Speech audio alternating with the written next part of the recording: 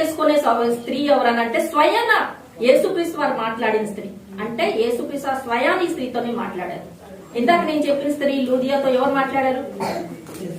పౌలు గారు వాక్యం బోధిస్తుంటే ఆమె రక్షింపబడ్డది. ఇప్పుడు మనం తెలుసుకునే స్త్రీ ఏంటనే స్వయంగా యేసుక్రీస్తు వారి స్త్రీతోనే మాట్లాడుతున్నారు. ఈ స్త్రీ ఎవరో యోహాను సువార్తలో ఉంటది కదా, మీకు తెలుసా? 4వ అధ్యాయము, యోహాను సువార్త 4వ అధ్యాయము 3 నుండి 10 వరకు చదవండి. చూడండి, ఇక్కడ మనం ఒక స్త్రీ గురించి తెలుసుకుంటున్నాము. ఆమె సమరయ స్త్రీ. అయితే ఇక్కడ యేసుక్రీస్తు వారు యూదా దేశం నుండి గలిలయ ప్రాంతానికి వెళ్తున్నారు. అయితే ఆ మధ్యలో ఉండే సమరయ దేశం మనం తెలుసుకుంటున్నాం. సమరయ అనే ప్రాంతం ఉంది మధ్యలో. అయితే దేవుడి ప్రణాళిక ఆ ప్రాంతంలోనికి యేసుక్రీస్తు వారు నడిచి వెళ్లాలని ఉంది కాబట్టి యేసుక్రీస్తు వారు అక్కడ ఆ ప్రాంతంలోకి వచ్చినప్పుడే యేసుక్రీస్తు వారికి దాహం వేసింది. దాహం వేసినప్పుడు యేసుక్రీస్తు వారు ఏం చేశారు? ఒక బావి దగ్గర కూర్చున్నారు. ఆ బావి ఎవరిది? యాకోబ్ది. మన అంటే ఇజ్రాయెల్ జనాంగం మనకు తెలుసు కదా, 12 గోత్రాలు యాకోబు నుండే వచ్చాయి. యాకోబు కుమారులే 12 గోత్రాలు. అయితే ఆ యేసేపు అనే చిన్న కుమారుడికి యాకోబు ఆ స్థలం ఇచ్చాడు. అక్కడే బావి కూడా తవ్వించబడి ఉంది. అయితే ఆ బావి దగ్గర యేసుక్రీస్తు వారు వచ్చి కూర్చున్నప్పుడు అక్కడ ఎవరు వచ్చారు? సమరయ స్త్రీ అక్కడికి వచ్చింది. ఆమె ఏ టైంకి వచ్చింది? చూడండి, మధ్యాహ్నం టైం అప్పుడు వచ్చింది. ఆ సంగతి మనం ఎందుకు మధ్యాహ్నం టైం వచ్చిందో అది తర్వాత మాట్లాడుకుందాము. కానీ ఇక్కడికి వచ్చినప్పుడు మనం ఇక్కడ ఏం చూస్తున్నామంటే, సహోదరి చదివినప్పుడు సమరీలకి యూదులకి వాళ్ళకి ఏముంటదంటే సాంగత్యము ఉండదు. ఎందుకనంటే యూదులు వాళ్ళంతట వాళ్ళు అగ్రకులము, మేము గొప్ప వాళ్ళు అని చెప్పుకుంటారు. కానీ సమరీయులు ఏంటనంటే వాళ్ళు తక్కువ కులం వాళ్ళు. అంటే వీళ్ళు వాళ్ళకి అంతకుముందు ఇప్పుడు లేదు, ఇప్పుడు ఉందో లేదో గ్రామాలలో కానీ పాతకాలంలో చూడండి, అగ్రకులం వాళ్ళు చిన్న కులం వాళ్ళ దగ్గర వాటర్ నీళ్ళు తీసుకుంటే తాగేవాళ్ళు కాదు. దూరం నుండి ఇట్లా చెంపు పడితే ఇట్లా పోసేవాళ్ళు. అంటే వాళ్ళు ముట్టుకొని ఇచ్చేవాళ్ళు కాదు. అంటే మేము అంటే మీరు చిన్న కులం వాళ్ళు, మీ దగ్గరకు మేము మీకు అంటే మీ వాటర్ ఇస్తే మేము తీసుకోము, అలా ఉండేది కదమ్మా. పాతకాలంలో అలా ఉన్నాయి కదా. ఇప్పుడైతే అలా చేస్తున్నారు, నాకైతే తెలియదు. కానీ అప్పుడు అయితే యేసుక్రీస్తు వారి ఈ కులాలు, ఈ మతాలన్నీ, ఈ ఆచారాలన్నీ తెంపిబడవయ్యాలనే ఆ సమరయ స్త్రీని వీళ్ళు అడిగారు. ఎవరైనా అసలు సమరయ స్త్రీలను అడుగుతారా? నీళ్ళు ఆ యూదులు అసలు ముట్టుకోరు. ఆ సమరీలు అక్కడ ఆ ప్రాంతాలకు వస్తున్నారు అని అంటే దూరం వెళ్ళిపోతారు. అంటే కుల విశేషత ఇక్కడ యేసుక్రీస్తు వారు తెంపివేశాడు. అంటే అందరూ సమానమే. ఏ జాతి ఒక కులం, అగ్ర కులం గాని తక్కువ కులం గాని కాదు, అందరూ దేవుని దృష్టిలో సమానమే. రక్షణ అందరికీ అవసరమే. స్త్రీ అయినా పురుషుడైనా ప్రతి ఒక్కరికి సమానమని యేసుక్రీస్తు వారి ద్వారా మనం ఇక్కడ తెలుసుకుంటున్నాం. అందుకే ఆ సమరయ స్త్రీని ఏమంటున్నాడు? నేను దప్పికున్నాను, నాకు దాహం వేస్తుంది అని అంటే ఆమె ఏమంటుంది? నువ్వు యూదుడు కదా అయ్యా, నేను సమరయని, నా చేతితో నువ్వు ఎట్లా తాగుతావు? నేనంటే నన్ను అంటురాని దాన్ని కదా, నేను అంటురాని దాన్ని నువ్వెట్ట ముట్టుకుంటావని అంటే యేసుక్రీస్తు వారికి అది కాదు. దేవుడు ప్రేమ కలిగి వాడు కాబట్టి, ఆయన ప్రతి ఒక్కరిని ప్రేమిస్తున్నాడు కాబట్టి ఏ కులమైనా గానీ ఆయనకి ఒకటే సమానం. అయితే ఇక్కడ చూడండి, ఈ స్త్రీ ఎంత భయపడుకుంటా యేసుక్రీస్తు వారితో మాట్లాడుతుంది అని మనం ఇక్కడ తెలుసుకుంటున్నాం. కానీ యేసుక్రీస్తు వారికి అలాంటి ఏమి ఆలోచన లేదు. అయితే మనం కొంచెం ముందుకు చదవండి అమ్మ. మళ్ళీ ఇప్పుడు కొంచెం ముందుకు వెళ్తే మనం చూస్తాము 11-15 చదవండి. ఆమె ఏమంటుంది? అప్పుడు ఆ స్త్రీ అయ్యా ఈ బావి లోతైనది చేదుకొనుటకు నీకేమీ లేదే. ఆ జీవజలము ఎలాగ నీకు దొరుకును? ఇందాకేమన్నారు? నేను ఎవరని నీకు తెలిస్తే గనక నువ్వు జీవజలం అడిగేదాని. కానీ నీ దగ్గర ఏమి లేదుగా. ఆ స్త్రీ అడుగుతుంది, యేసుక్రీస్తు వారు వచ్చి కూర్చున్న దాహం అడుగుతున్నారు కానీ జీవజలం నువ్వు ఇస్తాను అంటున్నావు నాకు. నువ్వు కానీ నీ దగ్గర బకెట్ కూడా లేదు, ఒక చెంబు కూడా లేదు. ఏం లేకుండా నువ్వు ఎలా నాకు జీవజలం ఇస్తావు అని అంటుంది. ఎందుకంటే ఆమెకు తెలియదు కదా ఆమె ఎవరితో మాట్లాడుతుందో. సామాన్యుడు ఎవడైనా పురుషుడు అనుకుంటుంది కానీ లోక రక్షకుడైన యేసుక్రీస్తు వారితో మాట్లాడుతుందని సమరయ స్త్రీకి ఇక్కడ తెలియదు. అందుకని యేసుక్రీస్తు వారు ఏమంటున్నారంటే జీవజలం అని అంటే అది నిత్య జీవానికి.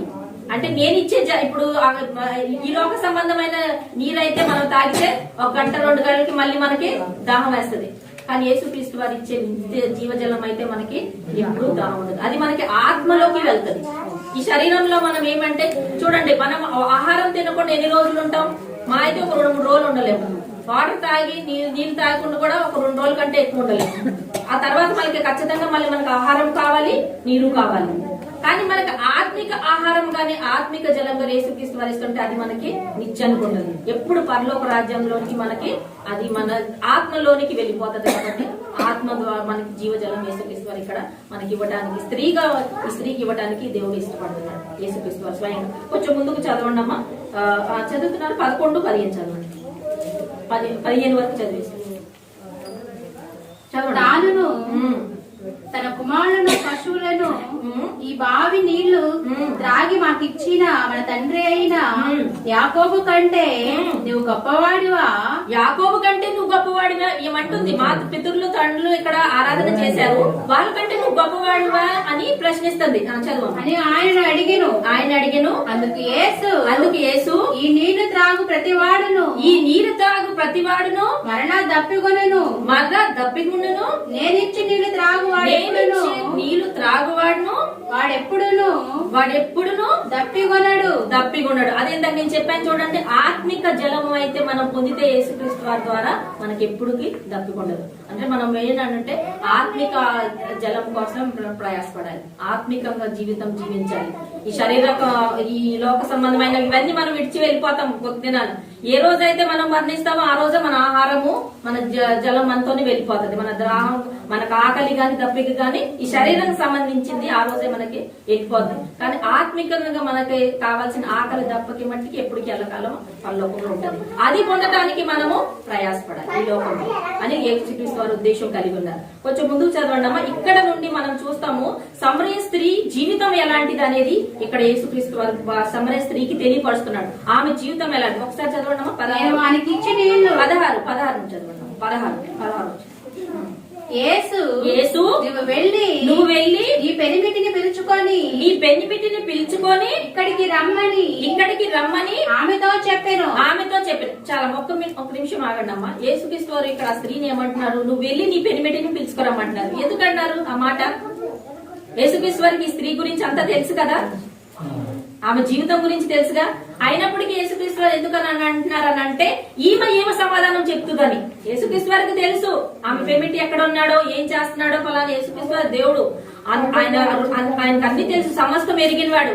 కానీ ఈమె ఏమి సమాధానం చెప్తుంది అనేది ఎదురు చూడటానికి ఈ ప్రశ్న వేస్తున్నాడు. చదువమ్మ కొంచెం ముందు చదువమ్మ. ఆ స్త్రీ నాకు పెనిమిటి లేడనగా యేసు ఆమెతో నాకు పెనిమిటి లేడని నువ్వు చెప్పిన మాట సరియే. నీకు ఐదుగురు పెనిమిటిలు ఉండిరి. ఇప్పుడు ఉన్నవాడు నీ పెనిమిటి కాడు. చూడండి, ఈమె ఇక్కడ ఏంటనంటే ఈ సమరయ స్త్రీ పాపంలో ఉందని మనం ఇక్కడ తెలుసుకుంటున్నాం. ఆల్రెడీ ఆమెకు 5 పెనిమిట్లు ఉన్నారు, 5 వివాహాలు చేసుకుంది, 5 భర్తలు ఉన్నారు. ఆ 5 భర్తలు కూడా పోగొట్టుకొని మళ్ళీ ఇప్పుడు ఉండే భర్త కూడా ఆమె భర్త కాడు.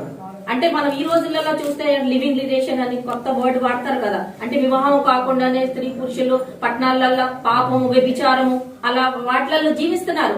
కానీ ఆ టైంలోనే చూడండి ఈ స్త్రీ అలా జీవిస్తుందని ఎవరికి తెలిసింది? యేసుక్రీస్తు వారికి తెలుసు. అయినప్పటికీ అడుగుతున్నాడు, నీ పెనిమిటిని పిలుచుకురాను. ఎందుకనంటే ఆమె నోటితో ఆమె ఒప్పుకుంటుందా లేదా? అప్పుడు ఆమె అబద్ధం చెప్పిందా? చెప్పలేదు. అప్పుడు ఆమె నిజమే చెప్పింది. నాకు నేను 5 పెనిమిట్లు చేసుకున్నాను, నేను 5 వివాహాలు చేసుకున్నా, ఇప్పుడు ఉండేవాళ్ళు. అయితే ఆమె నోటితో ఒప్పుకుంది కాబట్టి ఇక్కడ యేసుక్రీస్తు వారు ఆమెకి సువార్త చెప్పడానికి, ఆమె పరలోక రాజ్యాన్ని గురించి చెప్పడానికి సిద్ధంగా ఉండి వచ్చారు అని మనం ఇక్కడ తెలుసుకున్నాం. ఇంకొంచెం చదవండి. అప్పుడు ఆ స్త్రీ 19 వరకు చదవండి.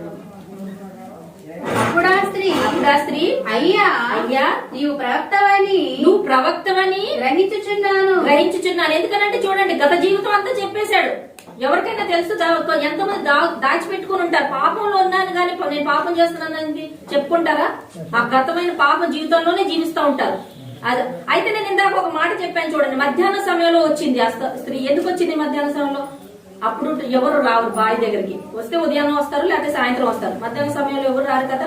ఎవరు రానప్పుడు అక్కడ దాక్కుంటూ వచ్చింది. ఎందుకనంటే ఆమె జీవితం అలా ఉంది కాబట్టి. ఎవరు వస్తే ఏమంటారు? అందరికి తెలుసు కదా ఈమె ఎంతమంది భర్తలతో ఉంటుంది, ఇప్పుడు ఉన్న ఆయన కూడా ఆమె భర్త కాదు, వేరే వాడికి భర్త ఉంచుకుంది అని నిందలేస్తారు, అనేక మాట్లాడతారు అని ఆ భయానికి ఆమె ఏం చేసింది? మధ్యాహ్నం టైంలోకి వచ్చింది. ఆ టైంలో ఎవరు ఉండరని అప్పుడు నీళ్ళు తీసుకుంటానికి వచ్చింది. చూడండి, అందుకనే ఇక్కడ ఏంటనంటే దాగి ఉన్న జీవితాన్ని కూడా ఇందాక మనం మొదట్లో చదివాం. పాపుల్ని ఎదిగి రక్షించడానికి ఈ లోకంలోకి యేసుక్రీస్తు వారు వచ్చారు కాబట్టి ఎక్కడున్న పాపం ఎక్కడున్నా, పాపులు ఎక్కడున్నా దాక్కున్నా గానీ, పాతాళంలోకున్నా, భూలోకంలోన్నా, ఏ ప్రాంతంలో ఎక్కడ దాగినా గానీ పాపం మట్టికి దాగదు. ఎప్పటికైనా పాపము బయటకు వస్తుంది. అందుకనే పాపాలని ఒప్పుకొని మారు మనసు పొంది, రక్షణ పొంది, మారు మనసు పొంది బాప్తిసం తీసుకుంటేనే అప్పుడే మనం పరలోక రాజ్యానికి వారసులు అవుతామని ఇక్కడ ఈ సహోదరి ద్వారా, ఈ సమరయ స్త్రీ ద్వారా యేసుక్రీస్తు ద్వారా అనేక స్త్రీలకి మాట్లాడాలని తలుస్తున్నాడు. ఇంకొంచెం ముందుకు చదవమ్మా. అప్పుడు ఆ స్త్రీ చదువు 17 18 చదువు. నీకు 5 పెనిమిట్లుండేది. 18 అయిపోయింది. 20 నుంచి చదువు. మా పితరులు ఈ పర్వతమందు ఆరాధించిరి గాని ఆరాధింపవలసిన స్థలము యెరూషలేములో ఉన్నదని మీరు చెప్పుదురని ఆయనతో అనగా యేసు ఆమెతో ఇట్లా నేను అమ్మా ఒక కాలము వచ్చుచున్నది ఆ కాలమందు ఈ పర్వతము మీదనైనను యెరూషలేములోనైనను మీరు తండ్రిని ఆరాధింపరు. నా మాట నమ్ముము. చూడండి, ఇప్పుడు ఈ స్త్రీతోని యేసుక్రీస్తు వారు ఏం చెప్తున్నారంటే, మీ పూర్వీకులందరూ యెరూషలేములో ఆరాధించారు, కానీ ఈ కొండ పైన ఆరాధించారు. కానీ ఒక సమయం వస్తుంది, అప్పుడు ఆ దేవాలయం గాని ఈ కొండ గాని కాదు, ఆత్మతోనూ సత్యంతో మీరు ఎక్కడ ఆరాధిస్తున్నా గానీ నేను నా మధ్యలో ఉంటానని వాక్యం సెలవుస్తుంది. ఇందాక అయ్యగారు కూడా చెప్పారు, 2-3 కూడి నా నామంలో ఎక్కడైతే ఆరాధిస్తారో అక్కడ నేను ఉంచుతానని వాక్యం సెలవుస్తుంది. కాబట్టి ఆత్మికంగా మీరు ఎక్కడైతే ఆరాధన చేస్తారో, అందుకని ఇక్కడ ఏం చెప్పారు అని అంటే 23 వచనంలో చెప్తారంటే ఆత్మతో సత్యంతో ఆరాధించాలి. మనము మన సంఘాలలో చూడండి, క్రీస్తు సంఘంలో మనము ఆత్మతో సత్యంతో ఆరాధిస్తానికి ఎక్కువ ఇష్టపడతాం. ఇందాక మనం చెప్పారు అయ్యగారు 5 కార్యక్రమాలు మన ప్రతి క్రీస్తు సంఘంలో కంపల్సరీ చేస్తారు. ప్రపంచంలో ఎక్కడున్న క్రీస్తు సంఘాలు కూడా ఈ క్రమమే పాటిస్తారు. వేరే మనం ఎవరిని మత శాఖలు విమర్శించలేదు, కానీ వాళ్ళు వెనక ముందు చేస్తూ ఉంటారు, రకరకాలుగా చేస్తూ ఉంటారు, వేరే వేరే విధాలు. కానీ మన మట్టికి ప్రపంచంలో ఎక్కడున్నా ఈ 5 కార్యక్రమాలు ఖచ్చితంగా పాటిస్తాం. అయితే క్రమము ఇది కూడా యేసుక్రీస్తు వారు ఆత్మతో సత్యం, గాత్ర సంగీతం అని అంటే మనము ఆత్మతో సత్యంతో ఎలా పాడతాం అని అంటే మన నోటితో మనము పాటలు పాడతాం, హృదయంతో ఆరాధిస్తాం. అదే మనం ఆత్మతో సత్యం. అదే మనం సంఘానికి వచ్చి ఇక్కడ కూర్చొని మన మనసు అంతా ఎక్కడన్నా పెట్టుకొని మన అది ఉంటే అది ఆరాధన దేవునికి ఇష్టకరమైన ఆరాధన కాదు. మన మనసు ఇంట్లో పెట్టేసి వచ్చి ఇక్కడ శరీరంగా వచ్చి కూర్చుంటే అది దేవునికి ఇష్టకరమైన ఆరాధన ఉంటుందా? అది ఆత్మతో సత్యంతో కూడిన ఆరాధన ఉంటుందా? ఉండదు కదా. అట్లాంటి ఆరాధన కోరుకోవట్లేదు. దేవుడు ఏమంటున్నాడనంటే మీరు ఎక్కడున్నా కానీ ఆత్మతోని సత్యంతో నన్ను ఆరాధించమని దేవుడు ఇక్కడ కోరుకుంటున్నాడు. ఇంకొంచెం 24, 25 చదవండి అమ్మా. 24, 25.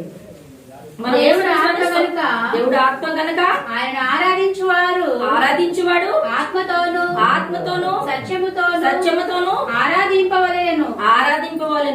ఆ స్త్రీ ఆయనతో క్రీస్తనబడిన మెస్సయ్య వచ్చునని నేను ఎరుగుదును. ఆయన వచ్చినప్పుడు మాకు సమస్తమును తెలియజేయునని చెప్పగా యేసు నీతో మాట్లాడుచున్నా నేనే ఆయనని ఆమెతో చెప్పాను. చూడండి, ఇక్కడ ఇప్పుడు యేసుక్రీస్తు వారు తాను ప్రకటించుకున్నాడు. ఇప్పుడు చెప్తున్నాడు. ఆమె ఏమంటుంది? మాకు తెలుసు, మా పితరులు చెప్పారు, ఒక రక్షకుడు రానే ఉన్నాడు, మమ్మల్ని కాపాడుతాడని. అమ్మా, నువ్వు మాట్లాడే రక్షకుడు నేనేనమ్మా అని ఇప్పుడు చెప్పారు. అంటే ఎప్పుడు చెప్పాడు? పాపాలు ఒప్పుకున్న తర్వాత. అప్పుడు వరకు తెలియమర్చాడా? అప్పుడు వరకు తెలియనట్టే ఎవరో దారికి పోయేవాడు, ఆయనకి దాహం వేసింది, దాహం అడిగాడు, ఆమె చరిత్ర, ఆమె జీవితం అంతా చెప్పేశాడు. ఆమె ఎప్పుడైతే పాపాలు ఒప్పుకుందో అప్పుడు తాన్ని ప్రకటించుకున్నాడు. అంటే మనం కూడా ముందు ఏం చెయ్యాలి? వాక్యాన్ని వినాలి.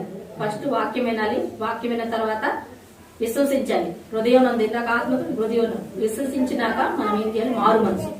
మారు మనసు తర్వాత మన పాపాలని ఒప్పుకొని యేసుక్రీస్తు వారు యెహోవా దేవుడు కుమారుడని మన నోటితో మనం ఒప్పుకున్నాక మనము బాప్తిసం తీసుకోవాలి. అప్పుడే మనం రక్షణ పొందాలి. అయితే ఇవన్నీ మనకి యేసుక్రీస్తు వారు ఒక క్రమము పెట్టి ఉండాలి. మనం చూస్తాము సమరయ స్త్రీ గురించి జీవితంలో అనేక ఇట్లా మనం ముందుకెళ్ళినప్పుడు మనం చూస్తే గనక ఆమె ఇక్కడితోనే కాదు కానీ ఆమె ఏమి చేసిందనంటే ఆమె పాప ఒకసారి చదవండి, ఆ పాప జీవితాన్ని వదులుకుంది. 28 చదవమ్మా. 28, 30.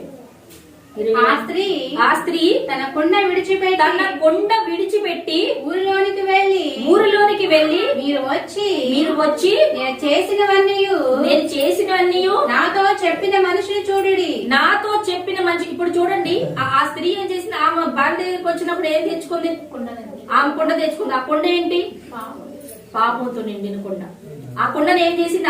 మళ్ళా తీసుకొని పోయిందా? ఆ నీళ్లు నింపుకొని యేసుక్రీస్తు వారు ఆమెకి జీవజలం ఇచ్చినప్పుడు ఆ కొండని అక్కడే పడేసింది. అని అంటే ఏం చేసింది? తన పాప జీవితాన్ని పగలగొట్టింది, కొండని బద్దలు చేసింది.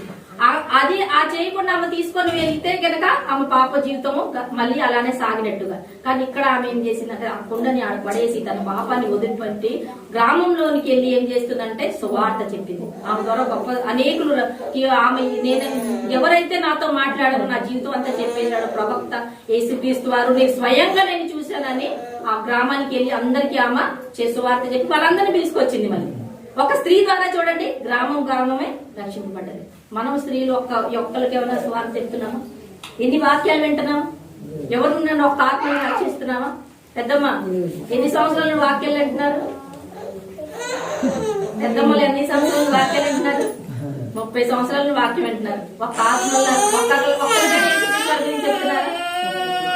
చెప్తున్నారమ్మా? పొలాలు కానీ పంట పొలాలు కానీ పనులకు వెళ్ళినప్పుడు ఫంక్షన్లు కానీ ఏం మాట్లాడుకుంటున్నారు? అలా వీళ్ళ గురించి వాళ్ళ గురించి చాడీ చెప్పకుండా దేవుని మాట మాట్లాడుతున్నారు. యేసుక్రీస్తు వారి గురించి చెప్తున్నావా? చెప్తున్నారు యేసుక్రీస్తు వారి గురించి. మరి దేవుడు చెప్పమంటున్నాడా చెప్పొద్దంటున్నాడా? మరి మనం ఏం చేస్తున్నాం? ఈ లోక సంబంధమైన మాటలే. కానీ ఈమె ఏం చేసింది? పాపాన్ని వదులుకొని ఈమె ఊర్లోకి వెళ్ళి రక్షణ అనేకులకి సువార్తకి వెళ్ళి మలిపించింది. అనేకులకి ఆమె ఊరు మొత్తం ఏమో ద్వారా రక్షణ. అలాగే సువార్తతో మనం కూడా స్త్రీలకు బాధ్యత కలిగి ఉన్నాం. మనం ఎప్పుడైతే రక్షణ పొందుతామో ఆ రక్షణ మన ద్వారానే ఉంచుకోకుండా అనేకులకి మనము సువార్త ప్రకటించాలి, సువార్త చెప్పాలి. అనేక గ్రామాలు కానీ ఊర్లు కానీ మనం ఎక్కడైనా కానీ యేసుక్రీస్తు వారి గురించి ఒక మాట మనం మాట్లాడి ఆత్మీయ రక్షణ కారణం కూడా మనం కలిగి. ఇందాక మనం చెప్పారు, ఐదో కూడా చెప్పారు చూడండి. అంత్య దినంలో ఉన్నారు, భయంకరమైన పరిస్థితులు ఆనందించారు. ఆఖరి దినాల్లో ఏమి కరువు అవుతుంది? ఆఖరి ఒక నిమిషం బయట తీసుకెళ్ళాము. ఆఖరి దినాల్లో మనకి ఏం కరువు అవుతుంది? ఇందాక చెప్పారు చూడండి, యుద్ధాలు జరుగుతున్నాయి, ఆహారం కరువు అవుతుంది, అది గ్యారంటీ. రానికి ఇప్పుడు గ్యాస్ రేట్లు పెరిగిపోయినాయి కాబట్టి మనకి ముందు ఆహారం కూడా దొరుకుతుందో లేదో. 3000, 4000 గ్యాస్ బండ్ అమ్ముతున్నారు. 3000, 4000 గ్యాస్ బండ్ అమ్మితే పట్టణాలలో ఉండోళ్ళు ఏం కొంటారు? కొనలేరు. ఇక్కడ పల్లెటూళ్ళు అయితే మీరు కట్టలు కాల్చుకుంటారు. వాళ్ళైతే 3-4 వేలు పెట్టుకోలేరు కాబట్టి వాళ్ళకి అక్కడ ఎంత డబ్బు ఉన్నా గానీ వాళ్ళకి రక్షణ జీతం వస్తుంది. కానీ వాళ్ళకి గ్యాస్ అపార్ట్మెంట్లలో ఈ కట్టెల పొయ్యిలు పెట్టడానికి ఉండదు. అప్పుడు వాళ్ళు 3 రోజులు 4 రోజులు ఫస్ట్ ఉండాల్సిందేగా. బయట హోటల్ కూడా బంద్ చేశారు. ఇది కరువు అయిపోయింది. ఆహారం తినే ఆహారం కరువు అయింది. అయితే రాని దినంలో ఈ వాక్యం కరువు అవుతుంది. అందుకని ఉన్నప్పుడే ఈ వాక్యం విని హృదయంలో పెట్టుకుంటే మనం రక్షింపడతాం. ఈ వాక్యం కూడా దొరకదు రానాయ దినాలు. వాక్యం కరువు అవుతుంది. అవుతుందా లేదా పెద్దమ్మ? రానాయ దినాలు ఇప్పుడు వచ్చే కరువుగా వచ్చే సమయం వస్తుంది కాబట్టి మరి అందుకని ఇప్పుడు సమాజంలో చూడండి, యేసుక్రీస్తు వారు 24 అధ్యాయం మత్తయి సువార్త 24 అధ్యాయం ఏం చెప్తున్నాడు అని అంటే, అంత్య దినాలలో ప్రేమలు చల్లారిపోతాయి. ఒకరినొకరు అంటే పాపము, వ్యభిచారం, దొంగతనం ఇవన్నీ పెరిగిపోతాయి. ప్రేమలు కూడా చల్లారిపోతాయి. అవి కూడా మనం కళ్ళారా చూస్తున్నాం. తల్లిదండ్రులకి ఐక్యత లేదు, భార్యాభర్తలకి ఐక్యత లేదు, బిడ్డలకి ఐక్యత లేదు, అన్నదమ్ములకి ఐక్యత లేదు, అక్క చెల్లెలకి ఐక్యత లేదు, తోటికోడలకి ఐక్యత లేదు. అన్ని ప్రేమలు చల్లారిపోయినా లేవా? అప్పుడులాగా ఉన్నాయా? ఎవరైనా తల్లిదండ్రులు మంచిగా చూసుకుంటున్నారా? లేకపోతే తల్లిదండ్రులు విడిచేసి వాళ్ళ జీవితాలు వాళ్ళే చూసుకుంటున్నారు? అలానే ఉన్నారు కదా. యేసుక్రీస్తు ముందే చెప్పారు, ఇది అంత్య దినాల్లో ఇది జరగబోతుంది. పాపం ఇది ప్రేమలు చల్లారిపోతాయి కాబట్టి జాగ్రత్తగా మనము ఉండాలి. మనం జాగ్రత్తగా మనం నడవని స్త్రీలుగా ముఖ్యంగా మనం ఇవన్నీ నడుచుకోవాలని దేవుడు చెప్తున్నాడు. కాబట్టి వాక్యానుసారంగా మనం జీవిస్తాము, రక్షణ పొందుతాము, బాప్తిసం తీసుకోండి. అదే పెద్దమ్మ చెప్తున్నారు చూడండి, ఆమె ఎంతో అనుభవం కలిగి ఉన్నది, ఆ జీవితంలో అనుభవం కలిగి ఉన్నారు. కాబట్టి వాళ్ళు ఏం చెప్తున్నారు అని అంటే, పెద్దలు మన వృద్ధులు కూడా వాళ్ళు కూడా ఇప్పుడు వృద్ధులు కూడా చాలా మంది వాళ్ళు అదంటే మనం చెప్పలేము కానీ కొన్ని ప్రాంతాల్లో తాగి తూలి ఇలాంటి పనులు చేస్తున్నారు. పెద్దలు కూడా స్త్రీలు కూడా అది చేయటం మంచిదమ్మా? ఈ తాడి ఏమంటారు మీరు ఇక్కడ వాళ్ళు తాగొచ్చా? మరి తాగుతున్నారా? మరి అది పాపం జీవితం. మరి ఇప్పటికి ఎన్ని సంవత్సరాలు, మరి ఎప్పుడు రక్షణ పొందుతారు? గుడికి వస్తున్నారు కానీ అదే జీవితంలో ఉన్నారు. అది యవ్వన స్త్రీలు అయితే భర్తలకు తెలియకుండా పాపాలు చేస్తున్నారు. అది కూడా కరెక్టేనా? చేయకూడదు కదా. దేవుడు చెప్తున్నాడు. ఇప్పుడు సమరయస్త్రీని ఎట్ట పట్టుకున్నాడు? అలానే దేవుడి దగ్గర వచ్చి వాక్యం వింటే గనక పాపాలను ఒప్పుకొని ఆ పాప జీవితం మానుకొని మనం విశ్వాసంతో ముందుకు సాగితే అప్పుడే మనం పరలోకంలో స్థానం. అక్కడ 2 స్థానాలు ఉన్నాయి, ఒకటే కాదు, పరలోకమే కాదు, ఇంకోటి ఏముందమ్మా? ఒకటి పరలోకం ఉంది, ఇంకోటి నరకం ఉంది, అగ్నిగుండం. అక్కడ అగ్ని ఆడదు, గురువు చావదు. అక్కడ పోవటానికి మనం ఇష్టపడతామా లేకపోతే పరలోకం? అయితే అక్కడ ఆధార్ కార్డు లాగా ఉంటది మనం చేసిన క్రియలు. అక్కడ ఆధార్ కార్డు చూపించుకోవాలి కదా. పరలోకం అప్పుడు అంటే ఆధార్ కార్డులో ఏముంటది? మన పేరు అన్ని ఉంటాయి, మన క్రియలు కూడా ఉంటాయి దాంట్లో. మన ఇక్కడ ఈ భూలోకంలో చేసిన క్రియలు, ఆ క్రియల అనుసారంగా మనం, అందుకనే మనకు ప్రతి ఒక్కరికి సమయం ఇస్తున్నారు. సమయం అనేది ఇప్పుడు అంత దినంలో ఉన్నానుగా సమయం కూడా ఎక్కువ లేదు, ఆల్రెడీ చాలా సమయం ఇచ్చేశాడు. ఇంకో ఉన్న సమయంలో తక్కువ సమయంలో కూడా మారు మనసు పొంది యేసుక్రీస్తు వారు చెప్పిన ప్రకారం ఈ లోకంలో జీవించుకుంటేనే మనం నిత్యరాజ్యాలకు వారసులు అవుతాము. ఆయన ఇచ్చే జీవి కిరీటాన్ని కూడా పొందుతాము. అక్కడికి వెళ్ళాక నిత్యరాజ్యాల వారసత్వంలో కాకుండా మనం ఆయన జీవి కిరీటం ఇచ్చి ఎల్లప్పుడూ మనం వాళ్ళు అక్కడ సహవాసం చేస్తాం. ఈ లోకం ఎట్లయినా మనం ఎప్పటికైనా విదిలేసి వెళ్లాల్సిందే. ఎల్లకాలం ఏడు ఉంటామా? కానీ ఎల్లకాలం మన స్థానం ఎక్కడుంది? పరలోకంలో దేవునితో సహవాసం చేయాలి. కాబట్టి ఈ లోకంలోనే మనము ఇది విశ్వాసంతో ప్రారంభం. అందుకనే ఇన్ని ఆరాధనలు ఇవన్నీ లోకంలో చాలా మంది అంటారు, ఏంటి అదే పని మీరు దేవుడు అంటున్నారు అని. అంటే మూర్ఖులు అన్ని వాళ్ళకి తెలియదు కదా, వాళ్ళకి తెలియదు కాబట్టి అలా మాట్లాడండి. కానీ తెలిసిన వాళ్ళు మనం ఏం చేయాలి? యేసుక్రీస్తు వారి గురించి ఇతరులకి చెప్పాలి.